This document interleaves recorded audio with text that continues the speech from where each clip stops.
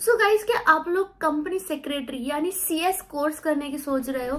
So let me tell you guys, एकदम सही सोच रहे हो because 2024 is the perfect year to start your CS journey. ये मैं इसलिए बोल रही हूँ क्योंकि Institute of Company Secretaries of India मतलब आईसीएसआई ने अपना सिलेबस चेंज किया है, न्यू सिलेबस इंट्रोड्यूस किया है and trust me, new syllabus के जो अटेम्प्ट होते हैं स्टार्टिंग के वो काफी मैनेजेबल और इजी आता है। सो अगर आप अपनी जर्नी अभी स्टार्ट करने की सोच रहे हो तो you are on a better side.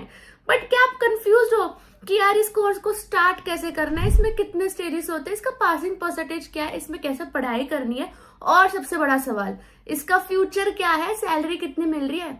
तो यार आप लोग एकदम सही वीडियो पर हो because being an all India ranker in all the three stages of CS and having 3 years of experience as a corporate CS, मुझे लगता है मैं एकदम सही पोजीशन पर हूँ आपको CS कोर्स की डिटेल्स देने के लिए। So yes friends, welcome back to my channel. This is Neha Patel and आप लोग एकदम सही वीडियो पर हो क्योंकि आज के वीडियो में मैं आपको पूरी रामायण बताने वाली हूँ CS कोर्स के बारे में, starting from the first stage till and stage and internship कब करनी है एंड CS का स्कोप क्या है, सब कुछ। So without wasting any time let's start the video.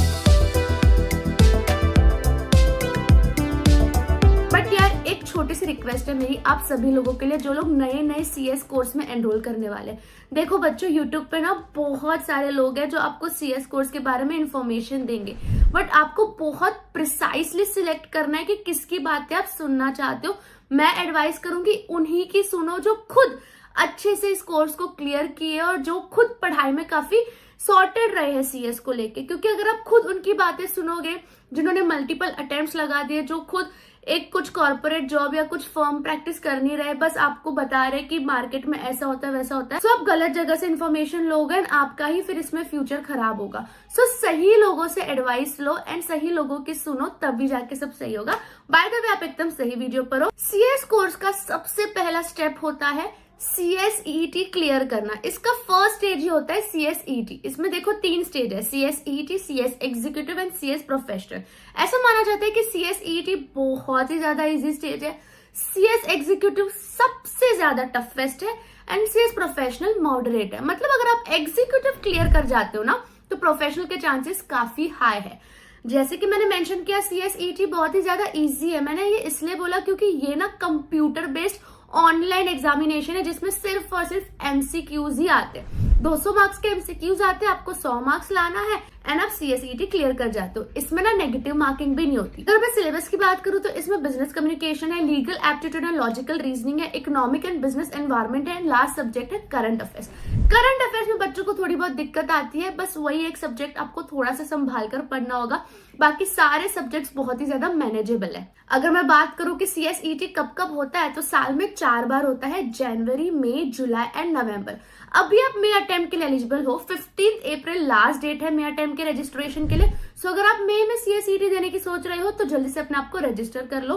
4 मई को इसकी एग्जाम होने वाली है, 10 दिन में इसका रिजल्ट आ जाता है एंड उसके बाद आप एलिजिबल हो जाते हो CS एग्जीक्यूटिव के लिए। बट गाइस, जैसे कि मैंने आपको मेंशन किया कि CSET बहुत इजी होता है, दैट डजंट मीन कि आप इस स्टेज को लाइटली लोगे। क्योंकि मेरे साथ ऐसा हुआ था कि जो मेरे दूसरे फ्रेंड्स थे वो लोग, हमारे टाइम पे फाउंडेशन था, वो लोग फाउंडेशन में रेगुलरली क्लासेस आते नहीं थे और इतना ध्यान नहीं देते थे। फाउंडेशन तो वो लोग क्लियर कर गए बट आगे के एग्जीक्यूटिव में उनको बहुत दिक्कत आई। और वही मैं थी जहाँ पे मैंने ना शिद्दत से एकदम पढ़ाई की थी, CS फाउंडेशन की डेली क्लासेस जाती थी ताकि मेरे कंपनी लॉ के जो कॉन्सेप्ट्स थे और जो वोकैबुलरीज थी वो फाउंडेशन में क्लियर हो गई थी। तो एग्जीक्यूटिव में मेरे को ज्यादा प्रॉब्लम आई नहीं थी। सो ये याद रखना कि CSET से ना आप अपने रूट्स बना रहे हो, तो बहुत अच्छे से CSET में आपको पढ़ाई पे ध्यान देना है। इसलिए नहीं कि आप CSET क्लियर कर लो, वो तो कर ही लोगे, बट इसलिए कि आपको ये आगे के स्टेज में काम आएगी। सो स्मार्टली प्ले करो और बहुत अच्छे से 2-3 घंटा लगेगा दिन में, अच्छे से पढ़ाई करो। इसमें जितना हो सके उतने MCQs सॉल्व करना वो बेटर होता है। हाँ, अगर हम जाने के CSET में एडमिशन कैसे लेते तो बहुत इजी। आपको ICSI.edu वेबसाइट पे जाना है, उसके बाद आपको ऑनलाइन सर्विसेज पर क्लिक करना है, उसके बाद आपको रजिस्टर फॉर CSET पर जाना है, फिर अपलोड डॉक्यूमेंट्स का टैब आता है, उसमें कुछ डॉक्यूमेंट्स अपलोड करने like your photo, signature, Aadhaar card, pan card etcetera and उसके बाद आपको फीस पे करनी है। फीस इसकी कुछ 1000 होती है, बहुत नॉमिनल होती है, वो पे करने के बाद आपको ना इंस्टीट्यूट एक ईमेल भेजेगा, now you have admitted in this course and this is how you will take admission in CSET। बहुत ही ज्यादा सिंपल प्रोसीजर है, ज्यादा टाइम नहीं लगेगा। बट अगर आपको इन डेप्थ CSET का एडमिशन का प्रोसीजर जानना है तो मैं लिंक डिस्क्रिप्शन पर डाल रही हूँ, वहां पे आप एडमिशन का एंड बुक्स का सब कुछ चीज इंक्वायरी उस वीडियो में आपको मिल जाएगी। नाउ अज्यूम करते हैं आप CSET क्लियर मे अटेम्प्ट में हो चुके हो, जो कि मैं जानती हूँ हो ही जाओगे। अब आपके पास दो ऑप्शन है, दिसंबर में एग्जीक्यूटिव देने का या नेक्स्ट जून अटेम्प्ट में एग्जीक्यूटिव देने का। अगर आप मेरी मानो तो मैं बोलूंगी नेक्स्ट जून अटेम्प्ट में एग्जीक्यूटिव दो, क्योंकि अगर आप दिसंबर में एग्जीक्यूटिव देने की सोचोगे क्लासेस वाले पोर्शन बहुत भगाएंगे और आप ना उतना हैंडल नहीं कर पाओगे, क्योंकि CS एग्जीक्यूटिव का पोर्शन बहुत ही ज्यादा वास्ट है। वो 6 महीने में कंप्लीट करने जैसा पोर्शन नहीं है। इससे आप अपने आप को ही डिमोटिवेट फील करोगे और आपको लगेगा यार मेरे में कुछ प्रॉब्लम है, बट आप में कोई प्रॉब्लम नहीं है, बस आपने डिसीजन गलत लिया कि दिसंबर में हम अटेम्प्ट दे देते हैं। 6 महीने में ये कोर्स कंप्लीट होने वाला तो है नहीं। तो अगर आप नेक्स्ट जून के लिए प्रिपेयर करते हो, आपके पास सफिशिएंट 12 महीने बचते हैं, जिसमें आप सफिशिएंट क्लासेस देख सकते हो, सेल्फ स्टडी कर सकते हो, रिवीजन कर सकते हो। एंड एग्जीक्यूटिव में सिर्फ आप पढ़ोगे तो नहीं चलेगा, आपको स्कैनर सॉल्विंग करनी पड़ती है, आपको मॉड्यूल रीडिंग करनी पड़ती है, आपको नोट्स बनाने पड़ते हैं, आपको 3 से 4 बार मिनिमम पूरा सब्जेक्ट रिवाइज करना पड़ता है। आप ही बताओ क्या 6 महीने में ये सारी चीजें पॉसिबल है? नहीं ना। सो इट्स ऑलवेज बेटर कि आप मिनिमम 1 ईयर का गैप दो अपने CSET और CS एग्जीक्यूटिव में। CS एग्जीक्यूटिव का एडमिशन भी बहुत ज्यादा इजी होता है। आपने CS एग्जीक्यूटिव सपोज दिया एंड आप अज्यूम करते हो दोनों ग्रुप क्लियर भी कर जाते हो, अब आपको अपनी EDP स्टार्ट करनी पड़ेगी। EDP होती है 30 डेज की, जिसमें 15 डेज ऑनलाइन होता है, 15 डेज ऑफलाइन होता है।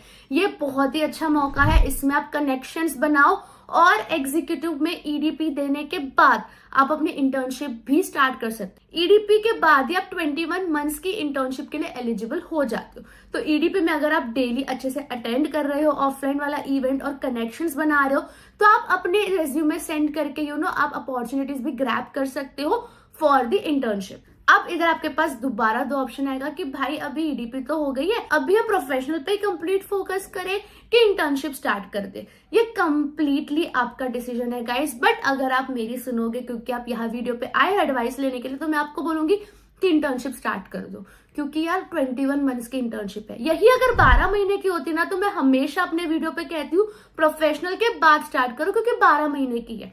बट 21 मंथ्स अगर आप प्रोफेशनल कंप्लीट करते हो, उसके बाद और 2 साल इंटर्नशिप करोगे, बहुत टाइम वेस्ट हो जाएगा। तो अगर आप एग्जीक्यूटिव के बाद इंटर्नशिप स्टार्ट करते हो, सो अभी प्रोफेशनल में ना 2 ही ग्रुप है, तो आप 6-6 महीना करके 1 साल में एक ग्रुप देके प्रोफेशनल निकाल सकते हो और साइड में आपकी 1 साल की इंटर्नशिप भी हो चुकी होगी। सो ये वाइज डिसीजन है। बट ऑब्वियसली अगर आप रैंक एम कर रहे हो प्रोफेशनल में, तो आपको दोनों ग्रुप एक साथ देनी पड़ेगी, जिससे आपका इंटर्नशिप का टाइम थोड़ा वेस्ट होगा और आपको ऑलमोस्ट 3 साल लग जाएंगे CS मेंबरशिप हासिल करने में, क्योंकि 1 साल प्रोफेशनल अटेम्प्ट में जाएगा और बाकी के 2 साल इंटर्नशिप में जाएंगे। यही अगर आप इंटर्नशिप साइड बाय साइड करते हो, तो 2 साल में आपका प्रोफेशनल भी हो जाएगा और इंटर्नशिप भी हो जाएगी। But obviously decision is at your and. अगर मैं बात करूं CS के स्कोप की, तो आपको टेंशन लेने की बिल्कुल भी जरूरत नहीं है, क्योंकि मार्केट में CS का बहुत ही अच्छा स्कोप है।